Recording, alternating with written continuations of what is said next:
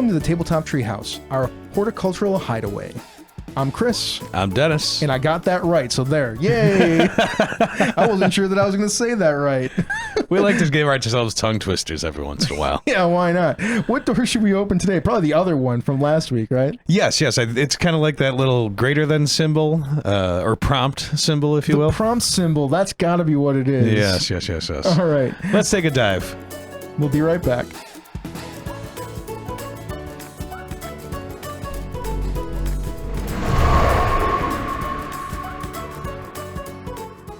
You know, this is the game you run.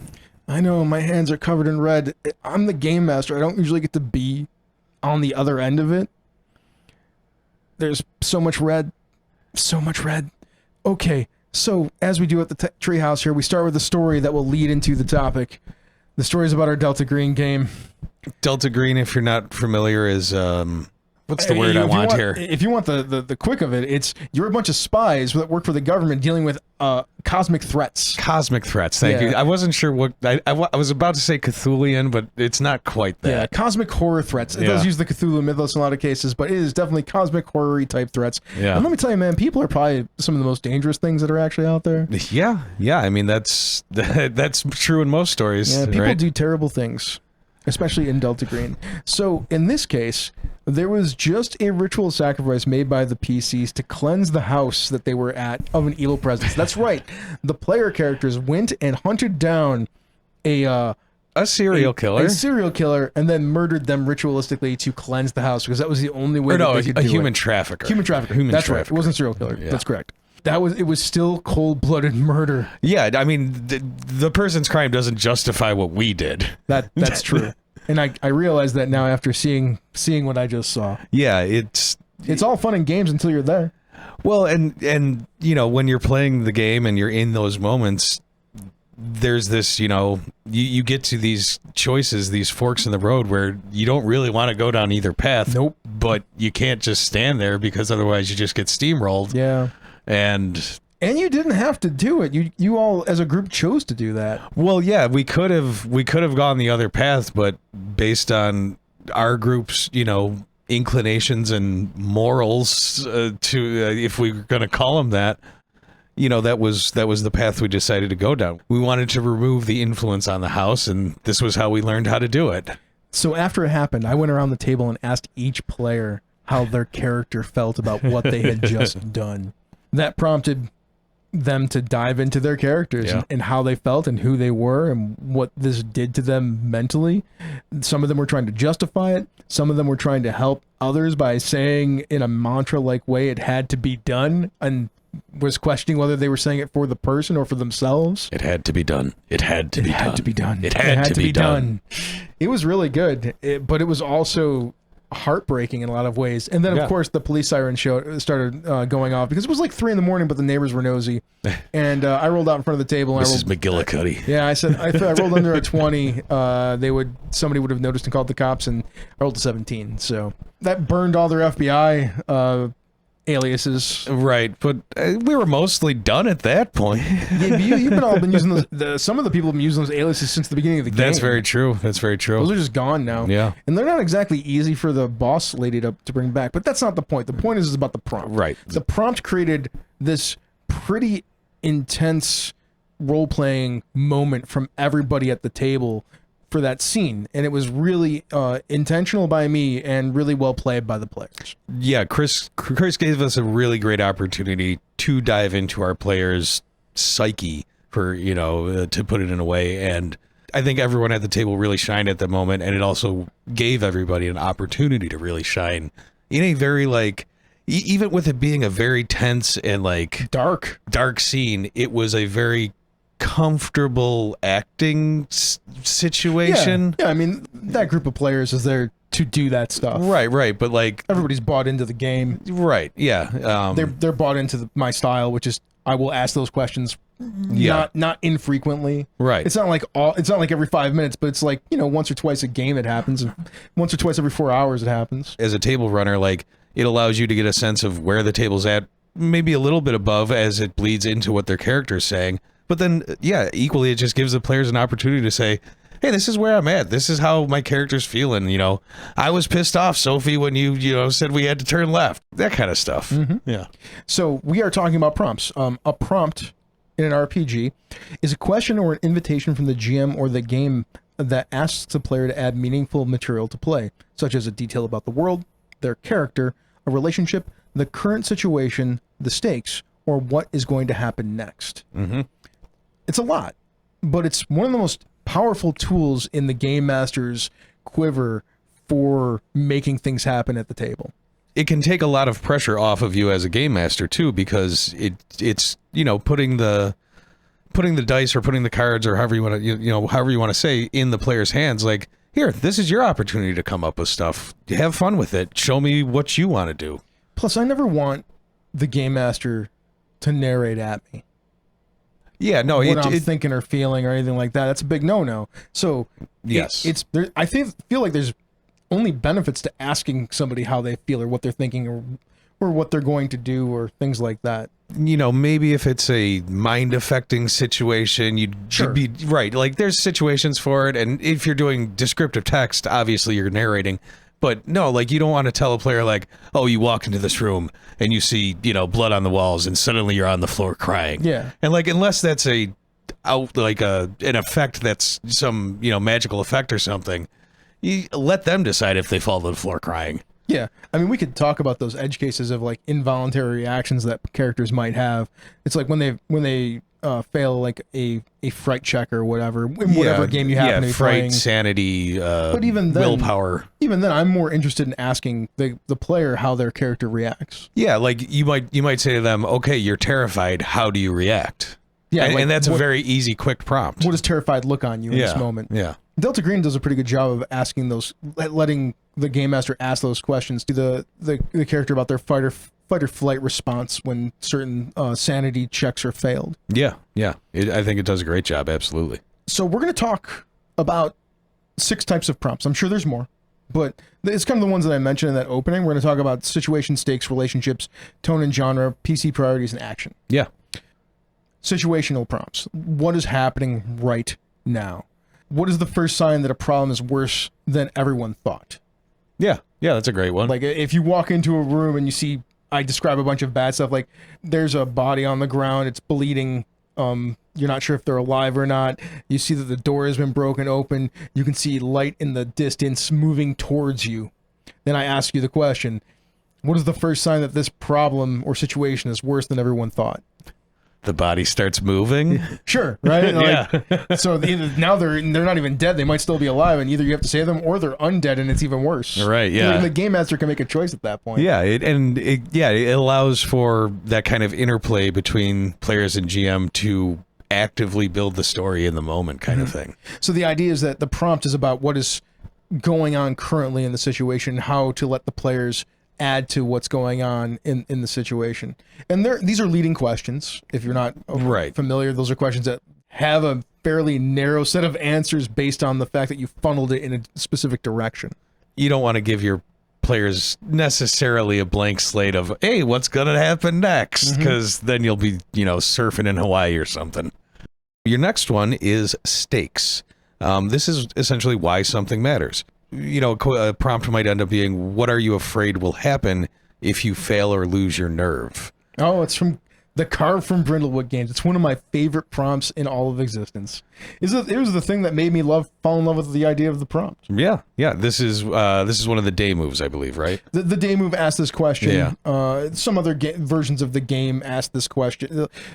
Ask this question in different ways. The night move is something different, but this one, what happens if you fail or lose your nerve? And then the player asks, and the reason I like it so much is because I'm not telling you what you're afraid of. You're going to tell me what you're afraid of. Right, and you're going to tell me what it looks like when you can't face up to that fear, or when you fail in the face of that kind of. Yeah. Yep. The next one is relationships. So this is about creating connections between characters, NPCs, factions, and different places. Here's a example prompt. What happened between you and McKinney during the war, which led you to owing him a favor? Yeah, so it allows you to maybe explore backstory that either you as a character might already have established, and the table might not be aware of, or just on the spot, like, oh, cool, I get to be connected to this guy that we just met. Yep. cool. I'm way more like I'm in the world now, you know? So you can drop it like in the middle of a scene when somebody shows up and you need to have an instant connection to a player character. Yeah. You can just drop that out there. From our last week and a previous Rapscallion episode, the questions that characters ask that create bonds between each other. This is one of those questions. This is kind of, carbon copy right there. A lot of there's a lot of questions from the character creation in Rapscallion, those 4 questions that each character gets that do some relationship work. Well, yeah, and I would say they're prompt based, but just not in the moment. Yeah. I mean, prompts don't have to be in the moment. Prompts are just the type of thing. They can happen in session 0. They can happen after the game is over. Right. But they are very useful in play. Yeah. Next up, we've got tone and genre. This can help you steer the feel of the game. An example might be, how long do you go into a stasis for? This is referring to a game. What is it? The Skeletons. Yeah. By Jason Morningstar. So essentially, you're guarding a tomb. Your skeleton's guarding this tomb, and you get a choice for how long do you go into stasis for until you're next awoken by grave robbers or some environmental thing or whatever else. People that are invading your tomb. Yes. So anywhere from a few days, a month, a year, a decade, a millennium. Mm-hmm. This, somewhat ties into mechanics of the game where you'll essentially then sit in the dark for anywhere, I think, from like 1 second to 2 minutes is the max. I think 10 was the max. 10 was the max? Yeah, Damn. we never sat for 10. Yeah, I don't think we did the millennium. Did for 5. Yeah, I know we did 5. And yeah, it's very cool. Everyone's supposed to be quiet. Well, and then to get into that just a little bit, because it's really cool. At one point, one of the prompts on my sheet, essentially, one of the questions I got to answer at one point was, it led to me breaking the curse of being in stasis, and I didn't realize it at first, and then when I did, it led to this really cool rant that I timed perfectly to end when the lights turned back on, and it was a very fun table moment, and I was very proud of myself. He was allowed to talk during the darkness. None of the rest of us could. Yeah, and so everyone else was just kind of going stir crazy, listening to my voice, being like, wait, am I supposed to be here? Is it? Yeah. What? I was having a very existential crisis that I climaxed right as the lights turned back on. And what that does is it reinforces the idea that we are skeletons. Yes. That are magically bound and guarding this tomb. Yeah. Eventually people will show up, but we got to choose how long it was going to be. And then, like you said, there's a mechanic that goes along with that. So that prompt provided a time for meditation or, ridiculousness. And then helped to make us feel like we were sitting in the dark as skeletons. That was the purpose of it. It's pretty fun. Yeah, very cool game. I definitely recommend it. Yeah, I think the What Are You Afraid Will Happen If You Fail or Lose Your Nerve is also a pretty good tone and genre setter. Because those are investigative horror games, horror investigation games, and just asking a question like, what are you afraid will happen if you fail or lose your nerve is a good way to help reinforce the genre of being in an investigative horror game. Yeah, definitely. Did you burn up the last of your thistlewort in your crucible? Blink Dog Couriers can get it to you now before your potion turns sour. Is your nemesis camped out on your lawn? Our Blink Dogs can get you what you need to get you on your feet and back in the fight. Blink Dog Courier Service. We might be expensive, but we'll be there in the blink of an eye. Blink Dog Couriers. We're already outside your house. PC priorities. What the PCs care about or how they feel in the moment. How do you feel having done what you've just done? We just talked about this is based on the story. Yeah. Some of these crossover, like the Venn diagram overlaps. Yeah, I mean, there might be, like, you could maybe winnow these all down to, like, 2 or 3 categories if you wanted to get really broad, but I think having... down, I mean, like, it is, that question fits inside, like, 3 buckets. Oh, no, okay, I see what you're saying, yeah. Yeah, those Venn diagrams just overlap, yeah. is where I'm getting at. Like, we have prompts, and then we have these different kind of prompts, and some of these prompts just sit on top of each other in certain ways. Yeah, you can use them in different aspects, different intentions. But that lets the game master and the players at the table understand what everybody else's priorities are for their character. When they answer those questions like that, it's really pretty fascinating to get inside of the character at the table, and then everybody gets to see it. It's almost like a flashback scene or an internal monologue sequence that everybody is then privy to, so that they can help in the future play off that better. I think it just really allows for a lot of really cool player moments. Yeah, that too. Yeah, it's a great tool. It's a lot of fun Yeah. I did talk about like the benefit of it, but it's also just there's a lot of enjoyment there. If you like to get into character play, like that's a good way to get into character play. Well, I think if you're not used to that sort of thing, if maybe you play a maybe more surface level game where it's a little bit more about the crunch and the numbers and the damage and the XP, and you want to get more into role play, prompts are a great way to do that. It's baby steps, you know? Yeah, I mean, a prompt, there was the situation when what's happening right now. A great prompt for that is in a D&D game when somebody makes an attack roll. After they make the attack roll and they hit you, like, what does it look like when you fight? Yeah. So then we can understand what your fighting style looks like. Mm-hmm. Like, we can then have a shared vision of that at the table, which is really useful. What does your magic look like, you know? How do you commune with your god? That sort of stuff. Yeah, when I talk about buckets, man, that is situation, what's happening right now. It is tone and genre, because it then reinforces this kind of fantasy where we're fighters and wizards, and we have actual fighting styles, and like our magic looks a certain way. Yeah. It might even go along with PC priorities, like if your fighting style is always to be non-lethal. Yeah. Or your magic has a certain look to it. For reasons like it always has the tinges or the images of your dead family members associated with it. It means that you have some certain things about your character that matter to you. Yeah, yeah. The laughing echo of some forgotten god every time you cast a spell. It is. There you go. Last one we're going to bring up here, as far as kind of prompts to use, is an action prompt. You can save the informant or catch the killer. What do you do? Mm-hmm. And it's kind of giving that, like I was talking earlier, kind of that fork in the road choice of where do you want the story to go? And this is probably mostly used not before a die roll or things like that.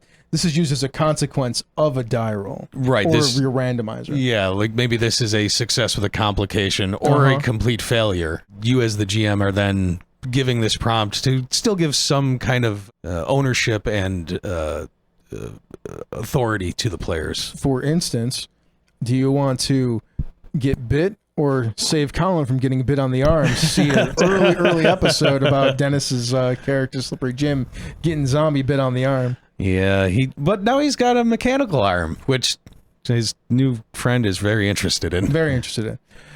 But yeah, that's another example of an action prompt. Those are the 6 kind of prompts. Let's see if there's more to dig into here. So, how do we think that prompts enhance gameplay? I think it gives players a sense of ownership of the world. Absolutely. It's it's letting you have influence and say in the world building. Mm-hmm. Yeah. What's another one? Allows you to reveal background stories, histories, or inner feelings that you might not immediately show if the prompt wasn't available. Yeah. I agree. It could give other players and the GM deeper insights to character. I mentioned that earlier. Mm-hmm. To me, that makes it easier for people to play off of each other. Plus, like you said, those prompts give like really fun, enjoyable character moments that people talk about for a long time. Exactly. So, how do you think they could potentially detract from the game?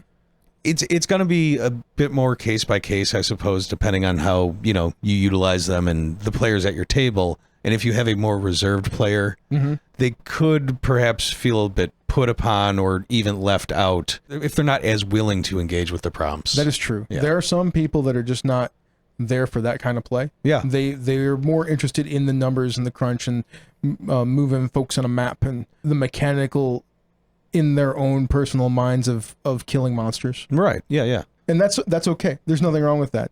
You should Numbers going up is very cool. Yeah. You should be aware of that for those players so that you're not trying to bombard them. But that doesn't mean you can't necessarily not bring them out of their shell at times with some of these, especially the less higher stake prompts. Yeah. Yeah. If you use, the more kind of in the moment ones where like, yeah, tell me how the easy prompts are like, how do you kill this guy? And, that lets a player have a little moment of shine as they describe, oh, I decapitate him and, stand on his corpse and shout to the heaven, however they want to describe it. And I think even a reserved player can find fun in those moments as well. Mm-hmm. I think the prompts to avoid are the ones, at least in most cases, that pigeonhole players too much. Right. You don't want there to only be one right answer to the prompt. You can make it a hard choice, especially if it comes after a failed roll. Mm-hmm. Absolutely. But almost like they say, if you don't want the check to fail, don't make them roll. Also, don't give a prompt if you only want one answer. Just figure out how to make the story go that way. Yeah, I mean, I preferably don't do that and just let the story develop. Yeah. I mean, look, if we're going to talk about like adventure design and like game mastering focus and like how to at least get players on the track that you want, because there's nothing wrong with linear adventure design. I've written plenty of linear adventures. Linear adventures are not railroads. Railroads are where you have no agency. Right. Linear adventure design is like, there's an endpoint and we need to get to that endpoint. And there's X, Y, and Z in the middle, and we'll figure out which we go to. Yeah. It's like what my buddy Doc Palindrome from Scritches. If you haven't listened to Scritches, go listen to Scritches. He runs for Young Dragon Slayers, and he had kids on a train. And the kids at the end of the game, because he runs for kids, that's what Young Dragon Slayers is. It's basically summer camp for kids, or summer camp for D&D for kids, or things that's like cool. that. Is it local? No, it's he runs most of these games online. It's a pretty cool website. Check it out, everybody. Yeah. If you want your kids to play some D&D, there's a lot of great people there. When they were done, they're like, "We got railroaded," and Doc's like, "You could have climbed down the top of the train. You could have disconnected cars. You could have done all this." And the kids are like, "Oh, I didn't know I could think outside the box." Just because it feels like there's a straight path doesn't mean it's a railroad. It just means you have to find those interesting angles and the choices that you can make on it. That's my rant about linear versus railroading, what those two things actually are. We'll probably end a whole episode on that at some point. We will. It will be that discussion expanded to like 25 minutes. Yeah. Like we'll talk about more aspects of it. Yeah. Prompts should have the choice. Like it should balloon out before it narrows back down. Yes. It doesn't have to be a ton of choices, but there has to be some amount of choice, real choice. And real choice is the one that's not obvious. Like, and by obvious, I mean like every other choice is going to be bad. Right. Like, do you walk off the building or do you sit down? Yeah, right. Can I just go inside? Like, do I get a parachute? Yeah, right. Can I just like jump off and hold on to the edge? And then just drop down from floor to floor? I'm sorry. Okay. What do I do? Yeah, what makes a good prompt? I think what makes a good prompt is making it a leading question, or statement that has narrative boundaries, but not so focused that it doesn't give you choices. Yeah, open-ended within the world you're currently, viewing. Whatever that scene or event might be, keep it within those bounds, but keep it open-ended. Yeah, absolutely. That's really all I have to say about this subject. Do you have anything else? I think that's all we've got on prompts. Use them. They're a lot of fun. It's a great way to get your table, more into role playing, and kind of open those doors and unlock those character secrets. Mm-hmm. Well, with that, everybody, thank you so much for being here with us in the Treehouse today. You should join our Discord if you want to talk to us more. We'd be happy to. Nobody's in there yet. Please come join the Discord. It's free. Like, you can just hang out. We'll talk to you about role-playing games. Yeah, if you got any questions, feel free to drop a line. I was just reading some stuff on Fiasco this week. I'd be happy to talk about that. Oh, there you go. I have so many problems with that game. I'd love to talk to you about it. I was just reading the book for the first time. I was like, oh, there's cool stuff in here. There's some cool stuff in there. You can join our Patreon. If you just want to, you can join it for free. You can get all the podcast episodes there if you prefer to get them that way. Of course, you can get them on your podcatchers. You can also get them on YouTube. YouTube's good. Please go to YouTube. Check out the shorts if you don't really want to watch the show. The shorts get a bunch of stuff out of there that are pretty fun too. That's patreon.com/Tabletop Treehouse. You can also, if you join our Patreon, get the PDF of our magic item and our game talk episodes, which, we're going to record one of those in about 2 seconds. The PDFs of our magic items this week's is Blink Dog Couriers. Yeah, that's right. And Rico will be on there, and he'll talk about our very lovely, very cute Blink Dog. You want some merch? You can go to our Redbubble store. We'll have plenty of merch there from different things like this shirt. I'm sure we'll have Rico on a sticker at some point. Oh yeah, we got to. Mm-hmm. So if you want Good Boy Rico, the Blink Dog delivery dog, you can get him. And I'd love to see a Rico sticker in the wild. That'd be crazy. That'd be wild, right? That'd be out there. Yeah.